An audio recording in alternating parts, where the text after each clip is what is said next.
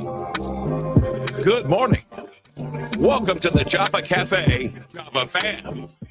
Good morning, everybody. Good morning. Good morning. Today is Thursday, Thankful Thursday, May 22nd, 2025, and you are in the Java Cafe. My name is James Jimmy Hills, and I'm the host of Java with Jimmy, Austin's #1 community-driven platform. I am excited to have the young man I'm about to introduce in the Java Cafe today.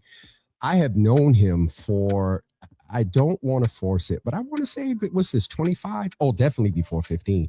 So over a decade, because at least minimally 2012, back in my youth pastor days, we did an event together at 12th Baptist Church. And so even before that, I want to say anywhere between 15 and 20 years, I've seen this young man be dedicated in a space when it comes to the arts. And it's so interesting because Congresswoman Ayanna Pressley talked yesterday about the importance of the arts. And it's a particular subset of art within a particular vein of faith, if I could frame it like that. And so without further ado, hopefully I see him in the background busy. He's probably sharing to his socials or whatnot. But I am excited to bring this brother into the room. This conversation today, this year, because for the past few years, we've been trying to make it happen. But I saw a post from him and we had some text conversation about his concerns about violence. The church that he attends is right next to the Burger King on Washington Street. From the shooting on the 23 bus to other incidents to the let out at the Burke, to there's so much that goes on. So he moves with intentionality with his artistry and ministry and just what he does in community to also build artists. And so without further ado, I am excited to present to some and introduce to others. Mike, I'm just going to go with Mike Mack. I'm not going to call out his whole government since that. What's up, brother? How you doing, man? What's going on, man? I'm so excited to be in the building with one of Boston's most influential individuals. Don't do me, bro. This is Come on. Nope. So Mike, how you doing, brother? I'm beautiful. I'm amazing. I'm busy. I'm excited. I'm enthused. I'm happy to be here talking to you again. Your audience, what you've done over these years has been extraordinary. So it's truly an honor to be in here with you. I got my Java. I'm ready. I'm going to get in trouble today because I actually don't have a branded cup. So let me not sip on camera before Miss Teresa gets me. But do me a favor, Mike, say good morning to the folks and tell us a little bit about yourself. I've known you. I've seen you operate. I've seen your commitment. I've seen your dedication to the space, artist development, creating spaces for artists. And it's with a particular message. And so tell the folks who you are and sort of ended up with how you got to Elevation. First of all, it's a nonprofit. Congrats on that. Elevation events and conferences, because again, I think to bring you on unblind, to bring you on with the knowledge of your journey, it's very interesting because I've seen it. I've seen it flourish. I've seen it develop. And so you talk about, most influential list and whatnot. There's a whole lot of people who are doing a whole lot of stuff on nobody's list. So tell us about you, Mike. Greet the audience. There's a whole mother's board. I got a whole mother's board in here, Mike. Mother's board? I have a whole mother's board. There's a Java with Jimmy. So make sure you greet the mother. Make sure you greet the mothers, brother. But greet them and tell us a little bit about yourself, man. Oh man, grace and peace. Shout out to the mothers out there. Wait a minute, hold on. You went right into grace and peace. Grace and peace. You said the mother's board. So I had to get my salutation correct. I greet you all in the Lord, in the name of our Lord and Savior, Jesus Christ. Yeah, man. My name is Mike Mack. I have a hard time with my bio and all the stuff that I do. So I'm gonna look at my bio while I'm reading this. But so for the past 15 years, Java's known me in the space of just Christian hip hop's #1 booking agent. So I'm probably the #1 Christian hip hop booking agent in the world.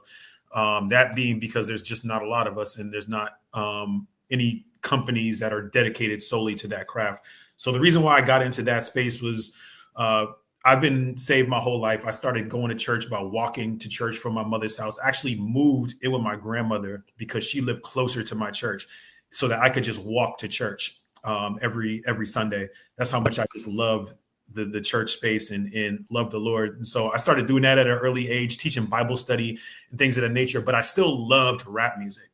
And so I was always balancing this love of hip hop. Biggie was my favorite rapper. So I would listen to Biggie and be like, yeah, that's kind of crazy that you said that, bro. I wish you wouldn't have said that, but I'm still a Christian, right?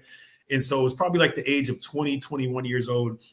When I went to New York, I'm driving down the street, I'm listening to Hot 97, and a Biggie freestyle comes on, and I'm like, yo, this is crazy. I'm in New York, Hot 97, Biggie's rapping, and he starts basically blaspheming, right? He starts talking about like smacking the Virgin Mary, like raping people, and like all this crazy stuff. And I had this dystopia, I had this moment where everything from my world just collided with each other. And it just didn't feel right anymore. And I couldn't go on listening to the stuff that I was listening to. It just broke my whole state of being. And so from that moment forward, I was just like, man, I'm just not going to listen to mainstream rap anymore. Like I can't listen to Biggie anymore. I can't listen to Jay-Z. I'm like, those things are over for me. And so it was like, what am I going to do now? Because I'm not going to ride down the streets of Blue Hill Ave playing Fred Hampton every Sunday, right? Because that's not a great example of who I am necessarily. And it's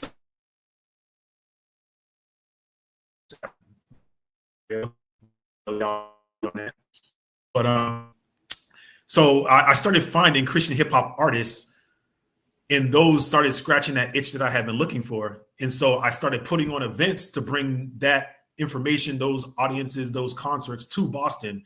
And so from doing that, I started getting nationally recognized as somebody who could do those things, and started booking artists shows all across the country. So now I'm booking 10 to 15 different Christian hip hop artists across the country. That led me to build Elevation, which was a conference for youth and young adults, but I started leaning towards the Christian music space. So now that's 10 years in of doing a conference that's dedicated toward educating, especially young minority Christians, about music and culture, and bringing together and having conversations that people don't want to have necessarily involving the culture. Because, Boston's a very diverse city, but there's not a ton of African-American representation in the spaces that we know of. Because I've been around the world now, traveling to different churches, seeing how different communities work and operate. And so just trying to bring a lot of that back to Boston. And so that's kind of got me where I am today. I just wanted to, when you see me pop in, there was a little pause with the video. So if you see that happen, you all know, folks, sometimes Wi-Fi, whatever. So if you see me pop in or Mike pauses, Wi-Fi is catching up.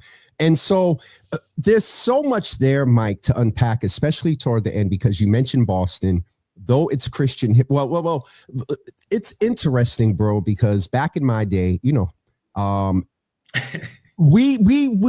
tried.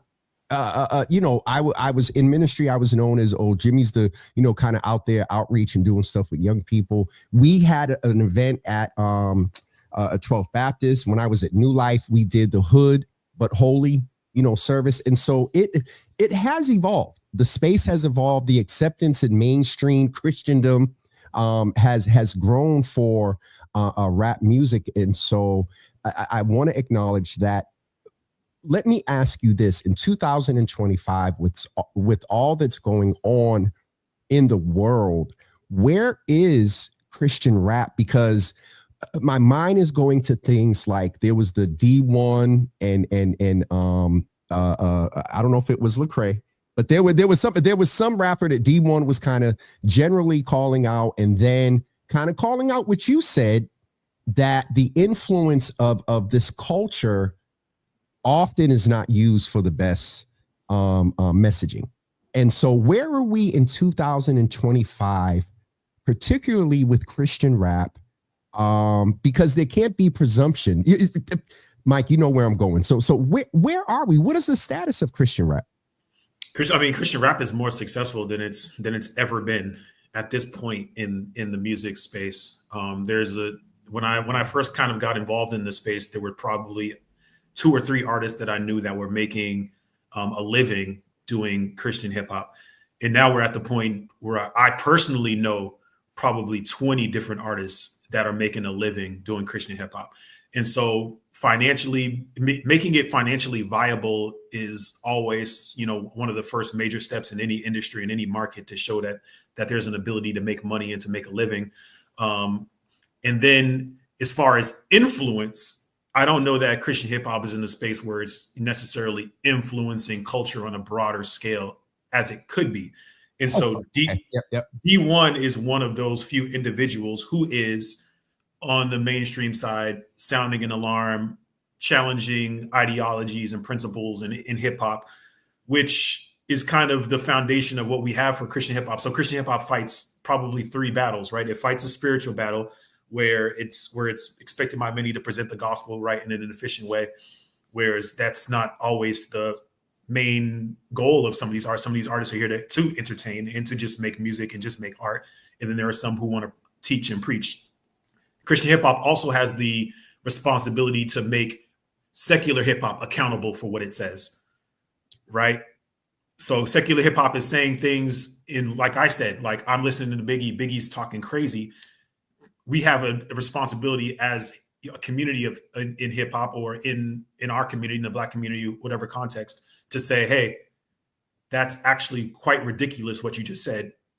And millions of people are going to hear it, and thousands of kids are going to hear it and agree with it. And so do you not take any responsibility and accountability for that? And then I said three. So I think there's one more. But I think those two are pretty much a mouthful on their own. So we can delve into those two, and maybe I can get to the third later. I'm going to make sure that we cover the Elevation Conference. And for those that are popping in and may not be able to stay in the comments, I believe I did put and if you're watching on Java with Jimmy, it's over there.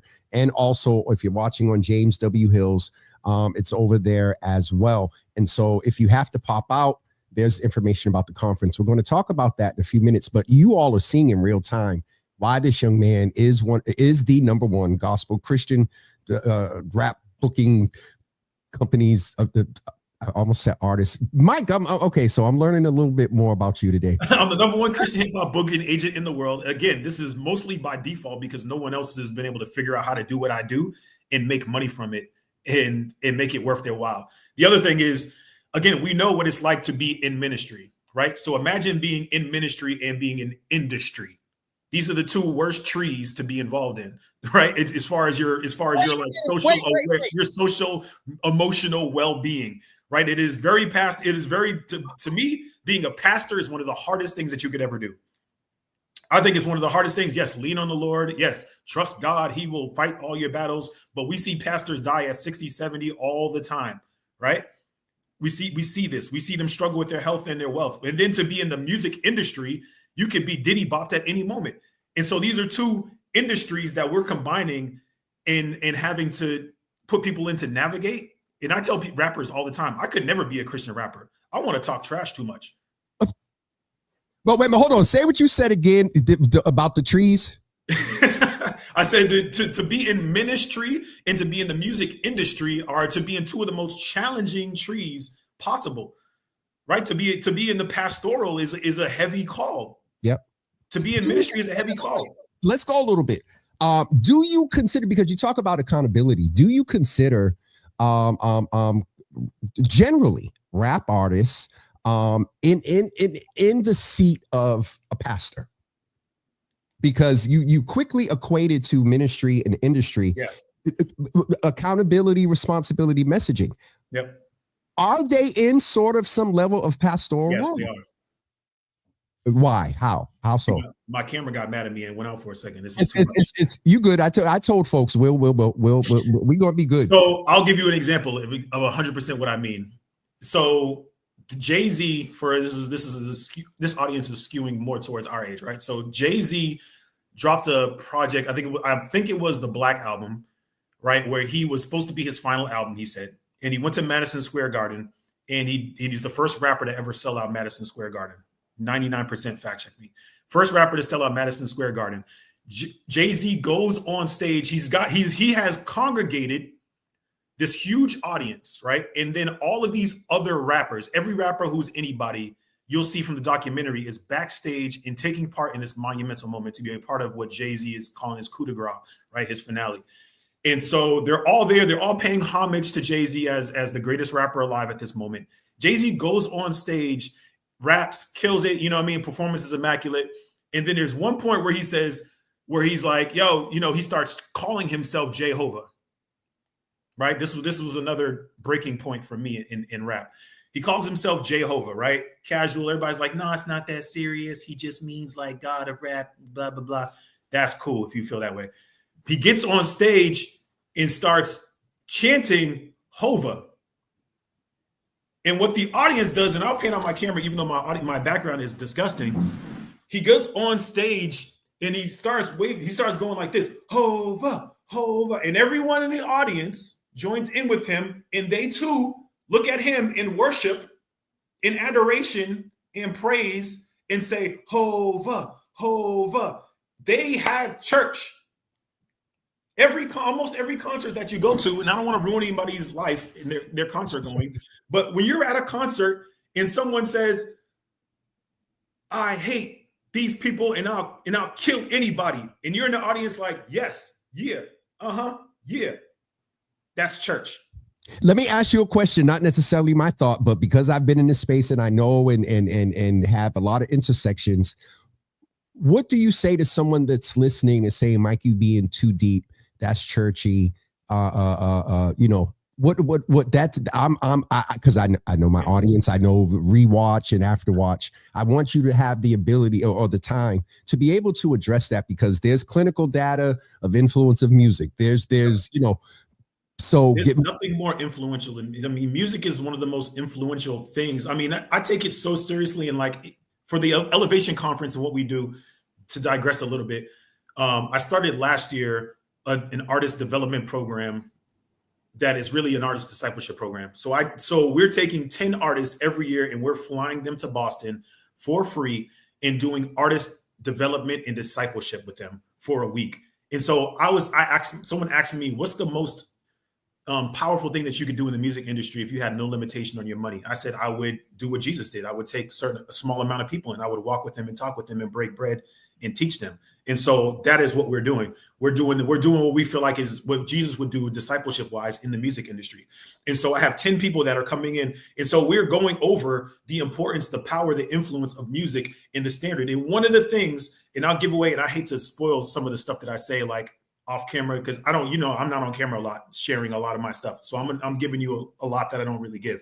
And so one of the things that I noticed in my study in preparation for this is that in the Bible, right, if we're Bible believing people, in the Bible, when we look into Genesis, starting at the beginning, and we look through the creation story and look through the narrative and some of the jobs and the positions that God gives out to individuals and that the Holy Spirit gifts people to do, art is one of the very first things that the Holy Spirit ever gifts anybody to do. Creation, to build the temple. The Holy Spirit comes and gives the builders of the temple the ability and the gifts and the know-how to be able to create this beautiful edifice. But one of the other things that happens in Genesis is that Jesus goes through the lineage of different people that have been born after Adam and Eve, and he's just naming people, right? He's like, this person begot this person begot this person. And then he gets to one person in particular, and it's Jubal. And he says, this person is the originator of music. And I said to myself, out of all the things that the Bible could draw an allusion to, an intention to, God chose music as this first like profession to be like, yo, the first thing that I'm going to make real clear for y'all as far as a skill and a gift is the musician, is this dude who played flutes and harps and stuff like that. And so the Bible draws so much attention and so much energy to that. I was just like, wow, that's how important music really is. The Levites who worked in the temple, it was the Levites and the singers. They were the worship leaders at the front of the army, making music, praising the Lord, sounding trumpets. Like with the walls of Jericho, all they did was play music and the walls came down. Saul was delivered by David, the spirits, just by playing the harp. No word. So I say all that to say, you can't discount the power and the influence of music. You just can't. You're just not allowed to. There's clinical studies, like you said, for people who are playing music for babies and looking at their brain patterns and their brain waves and seeing the influence that it has on them. Millionaires are out there playing classical music to their babies' wombs because they know that it's going to stimulate their minds and cause them to be educated. You will never learn a word or a definition or anything as fast as you will as if somebody puts it in a what? Song. Puts it in a lyric. They put it in a lyric. you will memorize it in a second. Every PBS show, all these Disney Channel shows, they all understand it. But we as a Christian will always sit back and say, well, that's not that serious. It's not that much. But if the Lord knows that you're going to another man and calling him Hova and waving your hands at him, I don't want to be the one that goes to the Father and says, you worshiped men at concerts way more than you ever worshiped me in the church. Personally. And so whether you think it's that serious or not, that's my stance. You don't have to listen to me at all. I love the confidence, and I know you, and I know, some, not just folks that don't go to church, but some church folks may, perceive you, as being preachy or whatever. But one thing I love, and AP talked about it yesterday, you're standing 10 toes down on what you believe in a space that is trying to remove messaging away from negativity and things like that. If we were to take the faith component out of it, with all due, there's impact still in artist development, messaging. And so what, Mike, there's just so much here. You talk about bringing the 10 artists in, and what does that do? Let's just bring out the fact we're talking church, and with all this stuff about close the doors and all that, you said you bring them in 10 for free. Yeah. Exactly. They're not paying to come in. So you bringing them in for free. Let's just name that. What are they getting when they come? And if we can maybe use this as a transition into the conference, are these 10 artists coming in for the conference, and then are they coming in before? Because I know the public part is like 2 days, May 30th and May 31st. We'll put that information up. So talk to us about these 10 artists. What do they get? What caused you to go this way, to invest in 10 artists? Is there application process? Tell us about that. Yeah. So again, this was inspired by another pastor sitting me and some friends down saying, if there was no limitation on your financial ability, what would you do? Most of our dreams, most of our visions are crushed by the fear of financial responsibility, limitations in financial access. That's the dream destroyer, right? Once we hit that wall where we're not sure how to pay our bill, that's Java with Jimmy is like, yo, you're not going to get funded. What you going to do? Jimmy's going to go sit in his living room with a cell phone and Wi-Fi, hopefully better than mine, and he's going to continue to make it happen. And so I refuse to be limited by finance. And that's why we started the nonprofit. Unfortunately, all federal funding for arts is pretty much frozen right now. And so I'm competing with the rest of the world to get grants. All you angel donors out there, all y'all believe in go ahead and send a check my way. I'll take it. I appreciate it.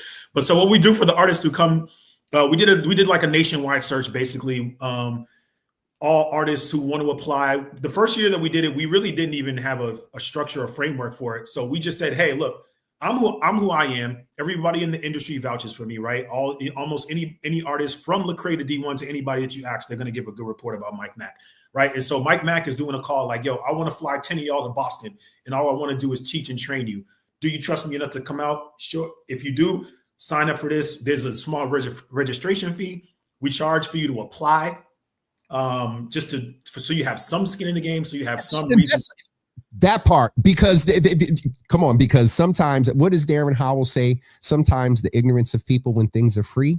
And so I ain't mad at a registration fee and a little ticket fee, because it does show a level of investment. You done paid something, you're going to show up. The worst thing is to get somebody in for free, and then you get prepped, and then they don't come, and then that could have been. They don't appreciate it. They don't respect it. They don't take it seriously. All of that stuff, like that's not it. And so you apply for that. The other beauty is, if you apply for it and you don't get in, you can still go to the conference for free. Like, you're automatically cool to come to the conference, pop up out to that.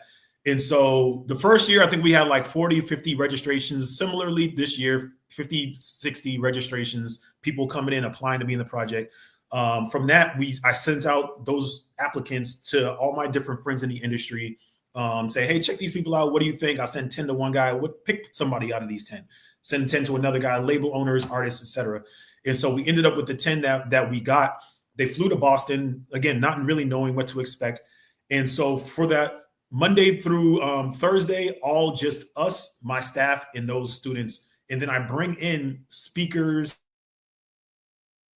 producers, other artists, label execs, managers, all just for these 10 individuals. So they get to sit there and talk with them. And we talked about how to steward your finances better. We talked about the power of Christian music. We went and listened to their music and gave critical feedback. We talked about branding and social media. We've talked about a ton of different publishing, how to get paid on your royalties, your sync licensing, whether or not to take a label contract, a record deal. We talked about everything of significance as far as being an artist. And then that bleeds into the conference on Friday and Saturday. So they then, after spending that week with us intentionally, then we all go together to the conference and they continue in the conference, again, obviously for free, participating in all those workshops. Then with a new level of confidence, we expect them to help us, steward some of the new younger artists that are coming in. And then I let some of them perform, stuff like that. And so that's what that week looks like for those guys. It is definitely like exciting to hear that you do the artist development. Do you do any media training? You might need to talk so they know how to do their interviews. Yeah, we actually, and that's good. That's cool. If you want to pull up, you can definitely pull up. We actually had somebody last year from a publication come in and say, look, these are some of the questions you ask. Because again, that's the thing, again, especially for Christians, the questions that they ask us are different from the Christians that they ask the rest of the world. Yep. They want to throw all the loopholes because Christians don't even agree with Christians. So it's easy to get a Christian to trip up on an interview, right? Because you're going to lose. And that's the other part about, the other third question that I want to really talk about is if you're going to be a Christian artist, forget the world not rocking with you. Half the churches ain't going to rock with you.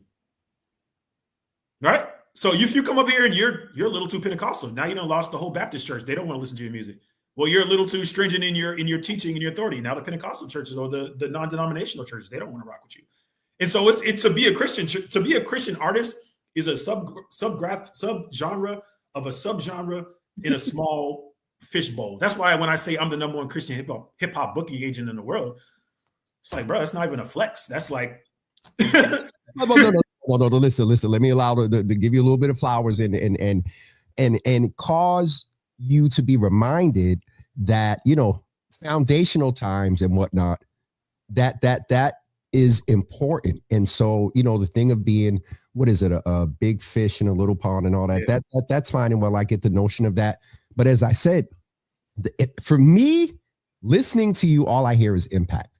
There's some people that may disagree with your philosophical approach and all this other stuff, but they cannot. I said before, if you take the faith component out of it, there's still huge impact. There's presumably the average age of some of these artists is probably under 30. So you're investing in young adults. We know that age, we used to invest up until 21 and we thought they were good. Now it's about 30. So, that is going on. They don't have to pay a whole bunch of money. And even if they don't make it, they still get to attend the conference for free. I mean, come on, listen. So May 30th and 31st, that's for the public. What are folks getting to, presumably there's a fee to enter. You are getting a level of it. And let me back up a little bit. There was one component that you talked about that some are in it for the entertainment and whatnot. Is there anything particularly wrong with that? I mean, in my opinion, no. Okay.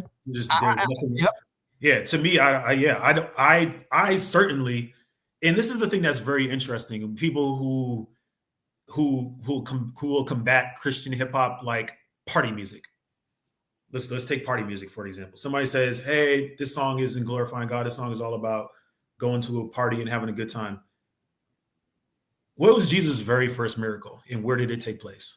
And what did he create? Never mind.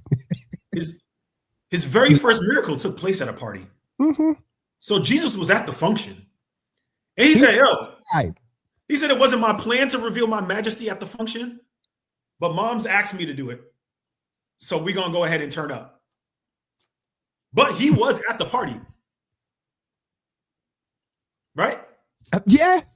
Okay. And so what was they playing at the party? You think there was they singing hymnals at the wedding party, drinking wine? Mm-mm. Probably not. I'm gonna just, I wasn't there. I'm no theologian. I don't got my MDiv. They probably weren't singing the scriptures at this wedding feast. Mm-mm. they probably had some type of stereotypical Jewish wedding music that they played to celebrate things. And when those things are done in the proper context, those things all glorify God. I'm sorry, we have seasons. You could start it out with Genesis. We have days, time, seasons, months, and the year and whatnot for the purpose of what? Marking days and celebrations. That's biblical. So, the feast days, people don't understand what the feast days were like. But that's where the word festival comes from. Feast days. Feast days, bro. Like, get together, have a great time. The year of Jubilee. Let's forget all of our debts. Let's set everybody free and let's turn up. Don't fast. They like, make sure you're not fasting. Make sure this is the vibe. Let's all go turn up and celebrate God's goodness. Like, you have to celebrate. You have to have the ability to celebrate God's goodness. So there's Christian artists who make music for the vibe. There's Christian artists who make music for those in the midst of depression. There's Christian artists who make music for those who are seeking to hear scripture. Because I started off strictly on the music that was teaching scripture, and I loved it. To hear it in an urban context, to hear other inner city men give the scripture in my vernacular, to me, was life-changing. And I pray that never goes away. But we also need to have a good time. And we also need a soundtrack for that good time that doesn't say have premarital sex with whoever you feel like on the dance floor and then pop a perk. Y'all are cool with that. Everybody's cool with that, right? Everybody's cool with that. Mike, Am I yelling? No, you good. I mean, in the chat. Let me know if I'm too loud in the chat. Chat, let me know if I'm too loud. Listen, I told you there's a whole mother's board in here. We got Sister Porsche that was over on Instagram watching, and some other folks. I mean, it's these are the type of conversations I think help our community, because often we don't realize that, again, away from faith, our eyes, our ears, our ear gates. There's this concept of social construction that when you and I leave this conversation today, anybody that's watching now, anybody that will watch the afterwatch, anything that they go talk about that has anything to do with what we talked about, they're going to further influence society based on what they heard here. If that happens in conversation, one time, one sentence, how much does listening to a particular lyric that may not be positive over and over and over again, it penetrates the psyche? This is scientific. This ain't scientific. Exactly. This is, and again, for me, and I'll say this because we'll keep saying science, and I will keep saying science. All science does is back what God said. I used to say, you still speak in tongues? You know what? Hey, motherboard, keep praying. Hey, motherboard, stretch your hands this way. You heard that. I heard. She said, hey, Shay. Oh, I heard that. We really appreciate Mike being in the Java Cafe today.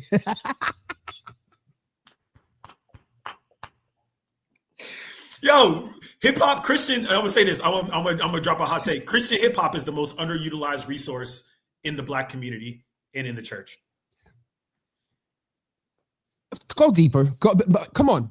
Because with all that's listen, I've been talking about the impact of what's going on in our society. We're seeing a little increase of issues of violence. This particular episode today came off of a conversation. We talked months ago, and I said, Mike, I purposely want to wait a few days out from your conference because I want to point people to action. This conversation today came off text you sent me. I forgot what incident it was. It was an incident of violence, I think, near the church or something. And you reached out and you was like, yo, so go a little bit about, and I'm going to ask you to do me a favor, Mike. Refer, and you know, I'm not asking you to put your faith on the religion on the shelf. I'm doing this with an intention. I got you. I already got Talk to me about the underutilization of this genre. You sweating. Where's your handkerchief? Yeah. You don't have your handkerchief? Do your preacher's handkerchief? No. It's go a little bit deeper about the underutilization and because all that's going on in society, man, we're going to need every tool in the box for our young people, some of our older people too. But go ahead. I say Christian hip hop is an underutilized resource for our communities because of the messaging of hip hop, right? The current state of the messaging of hip hop. Hip hop for the past, probably, I don't know if it's been 30, maybe 30, 40 years almost, has been the number one genre in the world, right? The number one most influential culture in the world is hip hop culture. Everywhere you go, Japan, all these other countries, you're going to see people heavily influenced by hip hop culture. And I'm always, for me, somebody as a world traveler, I'm always so surprised to see even the way that we're received when I go to other countries. Like I've been to Korea, I've been to Vietnam, and I've seen the way that people who are with us on these trips and how they look at me, right? And so as a tall Black man, not super dark skin, right? But obviously African American, they would see me and always be enthused and just like want to touch me. I had long hair. You remember I had long hair. They would try to touch my hair, and they were just so impressed by, like, the style. Our style will always lead all style categories. If you go in other countries, they're stylistically dressing like us and trying to improve upon it or whatever. It is unfortunate, though, that when we go to these places, the 9 out of 10 times that representation about our people group comes from mainstream hip hop music. Facts. And so besides the visual element of how amazingly fly we look and beautiful we are, they will then take on the only themes that they've heard us ever say, which are, if you mess with me, I will punch you in the face or kill you. The way that I know how to have a good time is with liquor and drugs. I'm probably violent, and I will sleep with whichever one of the flyest women is in front of me at the time. And so that's our representation to the world. And that comes because hip hop is the most influential culture. And so when people meet us in other places and spaces, and even in our dear country, the only representation that they have of us is what is depicted of us in media and in culture and through music. And so media can paint us however it feels like, right? But the power and opportunity that we have through music is for us to paint our own picture of ourselves. And we don't utilize that ability to do anything good as a whole. So what we have with Christian hip hop is that same representation, that same look in those same individuals, but with a different message. And again, not always necessarily a message of just preaching, but of how to do things that we all already love, but to do them decently and in order and in a way that is not destructive, does not cause pain, does not cause hurt, and even could help us through some of the stuff that we're going through. And so Christian hip hop artists, someone like Lecrae, can give us a representation that we can look at and say, man, I could rock with that. And I wouldn't be embarrassed for this to be my representation to the world. There's certain artists, when we say insert name here, if he is our representation to the world, we are very embarrassed. And this is a disservice to us all to have these people be the faces. And I'll use somebody crazy like Kanye. Like, I was getting ready, Mike, because I seen a clip the other day. I don't know if it's true, if he put it out, but there's a clip that came out with the N word and the H word. Well, Hitler, I'll say that. Yep. Don't get your podcast taken down. I'm not. But I said Hitler. I didn't say the N word. But is that really?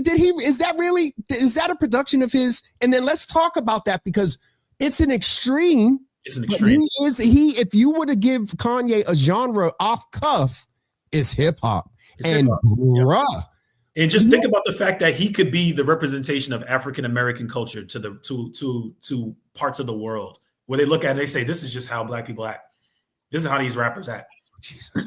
But when you give them 10, if we go through the charts right now and we take the 10 top artists that we see on the hot hip hop Billboard chart, and you take those 10 artists and you look at those 10 songs, how many of y'all are going to be okay with the example that those 10 songs set for you in the world? Well, hold on. So I'm around some folks that are in the industry and culture and whatnot. And when you said that, they purposely do this lyric to get on my nerves. And I'm probably not going to hit the note like the artist does, but that blasted hoochie coochie might. So I mean, now away from even faith. there's a population that says it's expression. It's the story of the struggle and the times, and they're not being embraced, and we're old and out of date. May I ask you, sir, what's your response to that sort of sentiment for the hoochie cookies and what's the little girl? That's a shame that my body immediately went to like because they be terrible. What's the girl? Sexy Red. What's bro? What's the thing? The thing. Oh my God! What's the song she was popular for? I forget what that song was. Yeah. I know what you're talking about. I don't, bro. Like I said, I honestly don't listen to none of that crap. Okay. Got you. I know somebody's going to be in Coochie is the Sexy Red song. But she had one before that was popular like last summer, and it was because it's the hooks. Let's keep it 100. It's the Oh Jesus, you done got me in a whole different space, brother. It's the melodies. It's all the stuff that ensnares us. Why? Because again, going back to what we originally said, God gave certain power to music that, like, when we hear it, we're captivated by music. It just ensnares us, and we don't need. If you never read the Bible before and you looked around, you would know that that's true. The methodology that radio uses in top 40, if you go on like an iHeart radio station, they take 40 songs and they play them over and over and over again. So that most of these songs, the first time you heard it, you probably didn't even like it. But after the 30th time, it's in your head. The boy just sitting in a darn passenger seat 3 times a week. We'll go hang or go somewhere or something. And that when you said something, immediately my head went to Sexy Red. I'm gonna you keep talking. I'm gonna find the song, because when I say it, everybody's gonna be like, he's exactly. The streets know. I don't know if the motherboard knows. Hopefully the motherboard hasn't. Let me tell you something about the mothers. The mothers board was trying to come to my cuffing season event, and they were upset. And then I have something else coming up, and I told them that they can't come. I don't know what it was, but pray for the mother's board. I mean, again, do we want that to be the representation of our young women across the world? We want that to be our representation of young men and women in our communities. It's just unfortunate, man. It goes into clothing. It goes into opinions. It goes into like philosophies that are spread. And then if us as a culture, if we never disagree with it publicly, then it just means that us as a community and culture, we agree with it then, right? We co-signing it. We're the ones streaming it. We're the ones buying it. I mean, our communities, to be honest, a lot of the times when they're at this mainstream point, it's not even our communities that are really listening to it. Teach. They think we're not the number one consumers of this. We're not the number one consumers. We're the number one consumers of like overall high-end expensive products that we can't afford. But when it comes to like consuming music and concerts and stuff like that, it's the other demographic that actually spends way more money than we do in that. And so they're out there. So I mean, the thing that drives me crazy is when I'm at the gym and I see a 17-year-old white kid rapping Chicago Trap City verses in the gym. And he's walking around the gym, and he ain't never been through nothing. And to him, this is a cool, cosmetic, fun experience. But for me, it's life on Bowdoin Street. And I'm like, man, you think this is all just a joke and a gimmick? To you, it's a movie. It's a facade. Let's keep it 100. Hold on, Mike. I don't want to be offensive to the mother's board. Don't slip on the mother's board. He that wins souls is wise. Yes, mother. I'm just messing with y'all. I know mothers, y'all got it. Mike, I found the song. Go Sexy. Oh, is it Go Sexy or what? That? Yeah, Mike. Jesus, it's 10:47. So one, I didn't know the time. That's a sign of a good convo. 2, I'm a little bit tired, and that's the exchange. But it what you're doing, sir, is imperative. And from you move in the media space. Media is messaging. It's music. It's what I'm doing here. And so we need these spaces. We need the development. We need the guidance, because the truth is these artists can their talent can be taken either way. You get the wrong team around them, that influence, that gift, not to be too deep, but there's a scripture that mentions that gifts cometh without repentance. So that ability to be a Pied Piper, through your music to be jubil and draw people in, that ain't whether you saved or not. Yeah. And so having spaces where people can come and get the positive influence doesn't mean they're always going to stay in this genre. Doesn't mean that they won't quote unquote cross over. But a foundation in this space will only cause them to elevate. I like that. That you can give the benediction now. No, it's sir. all about elevation, bro. It's all about new heights. It's all about that.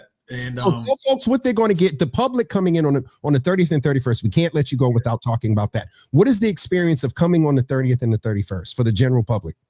For the general public, I mean, the Friday the 30th is geared towards a little bit more towards musicians and artists and things of that nature. So the other thing that I do, because again, it sounds like I'm trying to give away the world, and I am. But Friday, what I do is every year we do an event called The Plug, right? And at The Plug, I bring in A&Rs, I bring in label execs from different record labels that are popping in the industry, and allow artists from wherever, for me, the hope is a lot of artists from New England will come, right? But they get to come and play their song for these A&Rs, for these record executives. And the record executives then choose their favorite song, and the song of the day gets like a distribution deal. They get their music placed on radio stations. I get them performance opportunities.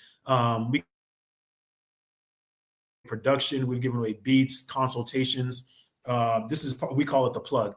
So it's an opportunity for a bunch of young artists who feel like they need a break to come in and play their songs and get them heard by people in the industry. And so we have Tribal, the Maverick City record label is going to be represented there. We have Capital Christian, which is they home Tamala, they home Naomi Rain and Tasha Cobbs. No, not Naomi Rain. They home Tasha Cobbs and like Jonathan McReynolds and stuff like that.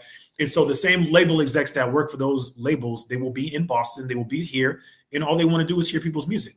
And so I do what I can to get as many artists from New England and people to come in and play their music for them. And like I said, the best song will win a big prize pack. That's Friday. We end the night with a worship night, 7:00 at Elevation is a worship night.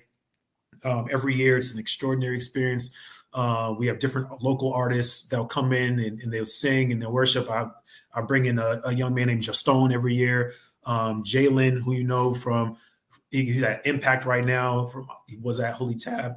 And then so we do a worship night. Saturday is all workshops and sessions dealing with everything ministry to arts. So we have a workshop on Christian counseling, Christians and the need for counseling. We have a workshop on the issues that divide churches and ministries with a dude named Ruslan, who's one of the largest Christian podcasters in the world. If you haven't seen his page, he'll be here on Saturday. Jason LaPlanche will be on that workshop. Dating and marriage with the Fries. They have a great ministry in called the 508. They're going to be doing workshops. Then I have a dance workshop. We have something for photographers and videographers, merchant apparel. We have all these different workshops and sessions that we come in and we meet ministry where people are at with actual activations. And then Saturday night, we do a Christian hip hop concert. That'll be at Sonia. It'll be at the Middle East. It is a real concert. It is a real function. It is a real Christian hip hop concert. If you've never seen it, the Middle East is the Afro. If you're a hip hop head from Boston, yeah, or even around the world, doing something at the Middle East is legendary. Yeah, so it'll be at Sonia. It'll be in that space. So I got a few different artists people may have heard of. There's a guy named What Up RG, John Keith, 1K Few, a dude from North Boston, Prodigal Joe. And so we'll do the one of the best high-end, like legitimate Christian hip hop concerts that you will have ever seen. So if you have any young people, any teenagers, anybody who wants to experience it for the first time, come to that. They will be like, I didn't know that this was a thing. And so that's the part where I talk about the church is underutilizing Christian hip hop, because people think that the only way that they can go to a good concert or a good rap show is if they're going to see Uzi Vert or somebody, or one of them dudes. But what we do every year is a high quality fire Christian hip hop showcase with artists that are doing extremely well in the industry, that you can come in and it can change your life. Because like I said, for me, I was sad when I was like, I can't listen to rap no more. I was honestly hurt. And I didn't think that it was going to be filled, that space, that void in my heart was going to be filled. But then the Lord began to reveal these excellent Christian hip hop artists. And I was like, yo, I can rock with this. And so much so that I put myself and my energy into that entire industry to help it grow. You can definitely see the impact and it growing there. And I want to, there's an artist in the building. I want to respect and appreciate Kristen Rapp, Angela Elizabeth, who I'm sure you know. She is awesome. Do you know Exit Fame? Have you ever connected with him? I know him. Yeah. We've connected a couple of times. We haven't done anything officially together, but yeah. Y'all, you and Exit Fame. Oh my God. Because I think he's a wonderful example of, he teeters between Christian rap and just regular, but he is a good example of someone that may not be under the Christian genre rap, but he refers to his faith, his impact. And so shout out. I'll give you my opinion, bro. I mean, again, so that I can check the box of just challenging and making everybody mad possible. I don't really believe in necessarily the differentiation genre wise between somebody saying that they're going to be they're in the Christian rap genre. I mean, for me, it's helpful because of just finding music, right? If I'm like, man, I want to find people who are having a Christian rap genre is amazing because I can just find it and then I can just listen to everything on there and feel safe that nobody's going to randomly cuss and all of a sudden I'm going to go to hell. But I think I really enjoy people like Exit Fame because it's a realistic journey. And so what we don't get from real hip hop, everybody always says, well, this is where I'm at. This is what I'm going through. This is a representation of my real life. All you give us is your trauma. Where is the deliverance? Where is the I had trauma when I was 18 to 25, like we all did, where we all struggled. Now I'm 28 and I figured some stuff out. Where's that part? Most of these dudes is 35, still going through the crisis that I went through when I was 13. Like, I don't know what the maturity scale is, but yeah, I went through that too. But that was when I was 16. I figured that crap out. All right, I got kids now. I'm not trying to punch nobody in the face. I will. We got to remind people that I will, but I'm not every day. Come on, Peter. You know what I mean? Yes, sir. I am on Bowdoin Street. I am still out here. When you step into my yard, I am going to mug you and go grab the, possibly. But it's not a state of being of an angry black man. My state of being is a joyful black man who you should not anger. But the representation of us to the world is angry black man first. Sometimes he smiles. No, I smile. That makes sense. And so for me, for somebody like Exit Fame to talk about the struggle and then to talk about the deliverance and then the growth in the journey, like, yeah, that's hip hop. It is not, hip hop is not, I don't think hip hop should not be inherently secular. Music, I'm going to challenge y'all again. Music, people, is not inherently secular.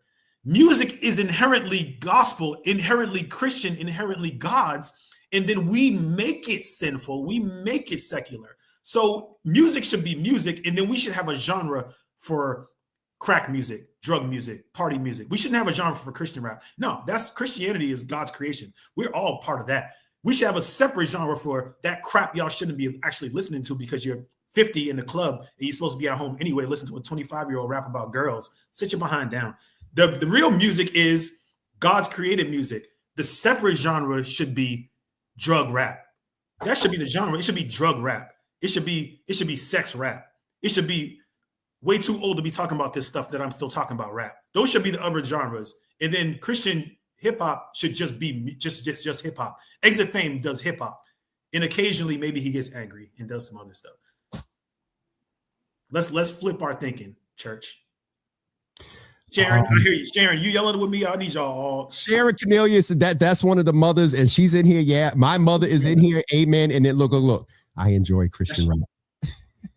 Jonathan Anderson is another brother I don't know if you've heard of to connect with as well, but I'm glad to hear that you connected with Exit, and thank you for that. I love the fact that when you see brothers, he doesn't maybe do as much of the development, but the fact that you celebrated another, and let's just he's representing Boston well, so let's just name that.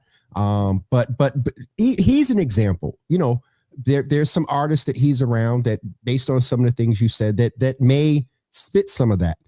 But Exit Fame being his authentic self and around him, there's an influence there, one way or another, when they're going through something. Yeah. Or and that's what people reach out to. Who you think these rappers? How many people you think DM Lecrae when they down bad? They're not gonna. I'll be honest, bro. Y'all heroes. y'all heroes, they're not seeking counsel from y'all heroes. All these rappers who rap about the same foolishness and the same trapping and all that stuff, when they going down bad, they're like, man, who was that one positive rapper that one time? I gotta reach out to him. Let me go check D1 because I actually want to hear something positive. I need some encouragement.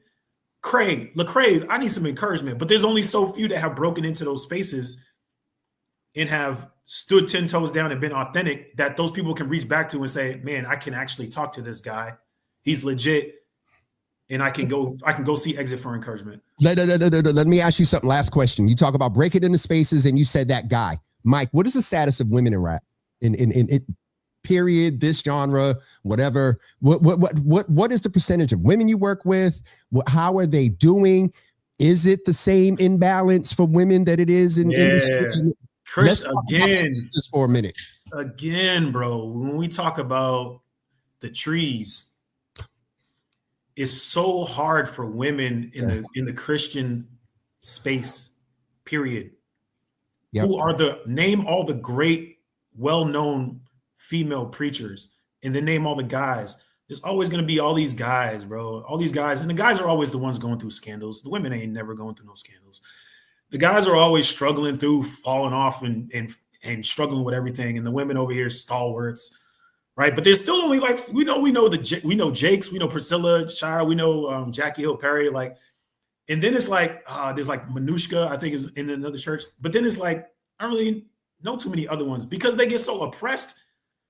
Half the churches in America don't even believe that women's supposed to be preaching. So how are they going to let them rap? Well, Mike, how are they going to let them rap? Let's go. So how does a woman in this space be super successful when so again, the industry already doesn't rock with you. And then again, we go back to this place again where half the church is not really rocking with you. And then you're going to be a black female rapping Christian. So now you done lost the whole demographic probably.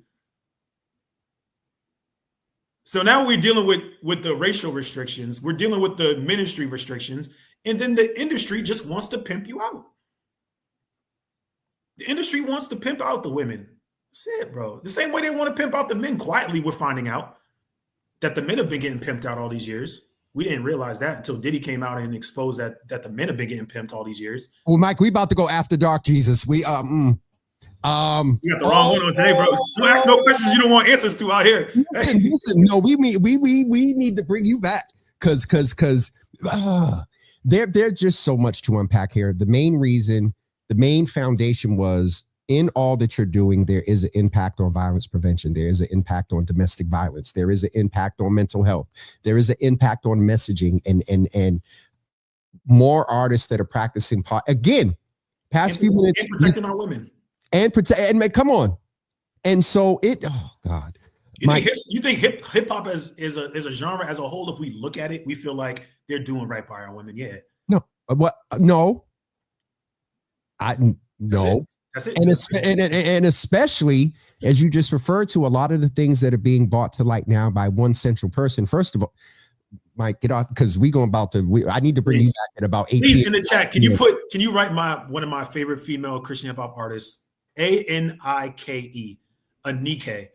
Please put her name in the chat so y'all can look her up. She's a phenomenal young black woman who's an extraordinary businesswoman who makes great music for your young ladies to listen to. Stop letting your young ladies listen to the garbage out there. Start playing this music.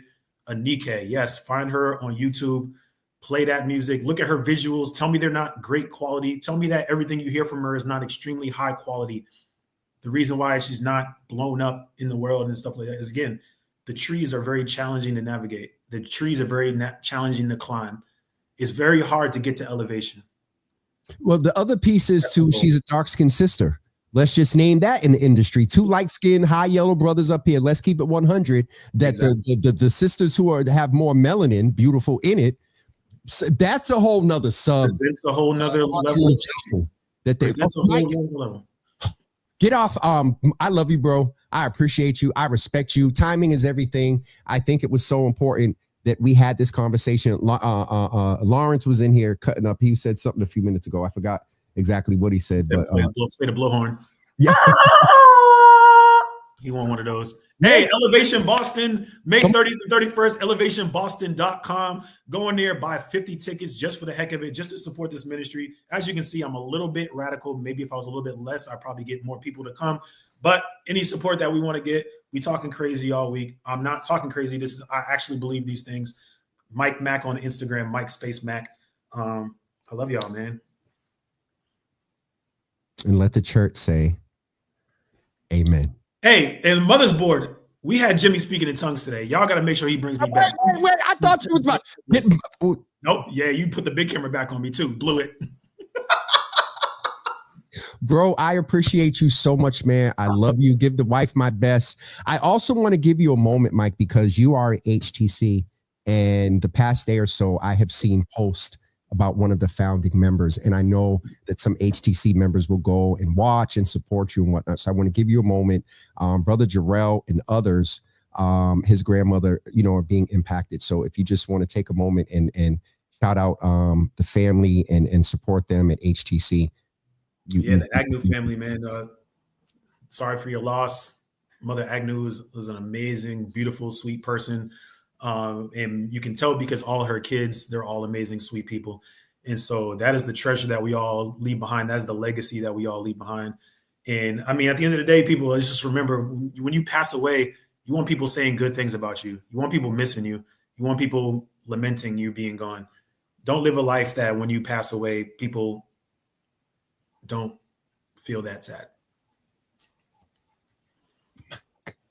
Sorry, this is how I listen. I enjoyed this. I'm going to say it publicly. I don't know if she's watching, but I had intended to go do some co-working with Nia Grace today. And this weather just got me like, I'm not going nowhere. I'm just not going nowhere. But I gotta meet her, bro. Can I meet her? Can I be my request? I've never met her. Nia Grace would love you and your dude. Send her the replay. You almost got me between a cuss and speaking in tongues. Because I know that pray for me. I know that the dichotomy of genres of intersections. That's the word right there. Come, sir. See, that's speaking in tongues right there. But no, you and Nia in this space, and I got to talk to you anyway because, yeah, get off my screen, Mike. This is the start of something awesome. I appreciate you, man, and keep doing what you're doing, and we'll be in contact. And I'm going to clip this up. Love you too, man. We'll talk. Yes, sir. All day. Listen, I hope y'all were. Oh, Mike, before you go, I was trying to tell you that me not going to co-work with Nia, the energy that you gave me today to get up. First of all, I got to finish cleaning up this house because you got a wife, so that's different. But as entrepreneurs, sometimes we don't take care of stuff. I'm just inspired this morning, bro, to just not only physical do some stuff, but just to make some decisions about impact. Because that out of everything that you said today at the foundation of it, sir, and that's one thing that we share in common. So that's my season. I think that's my word of my season. And I think you just confirmed it for me again, Prophet. But impact is my desire. Impact is my prayer. I want to have impact. I want to change things. That's why I love to. That's why you froze. That's why I love to say disruptive stuff.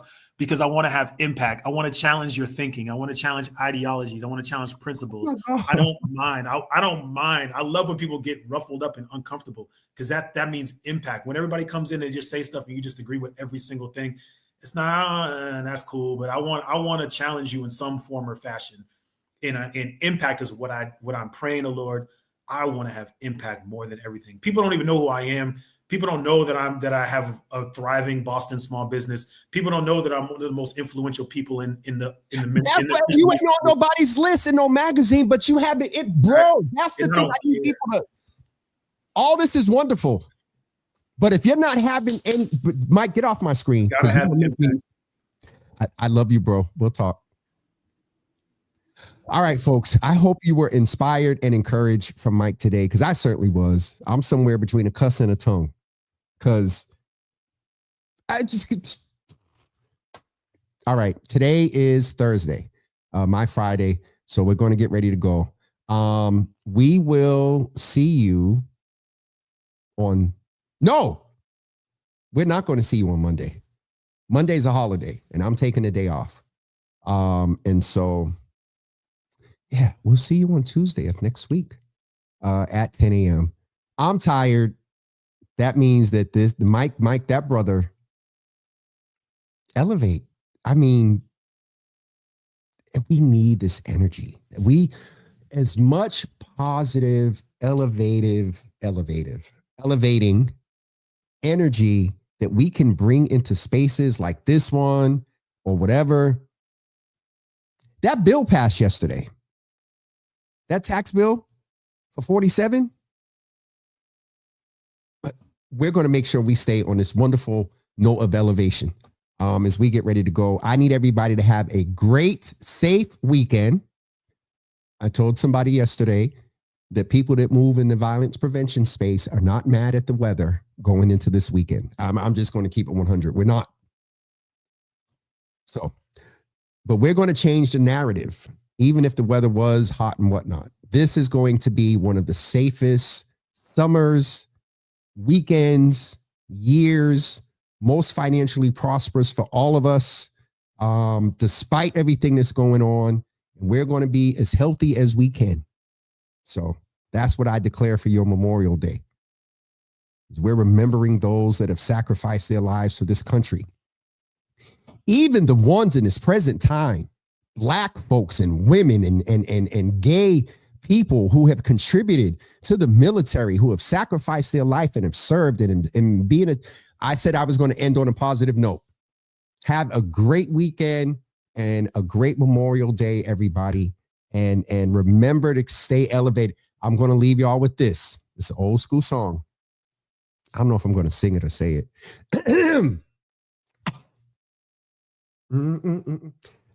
I can hear myself good on the mic, so then I really don't want to sing. I'll sing it in a lower octave. Ooh, hold on. And it's funny because somebody named Queen Mother Official just came on. All right, Queen Mother. I'll just say the words. Elevate your mind. Let's go higher. Elevate your mind. Let's go higher. Y'all have a wonderful day, a wonderful weekend. And Nia Grace, I love you. I'll call you in a couple of seconds.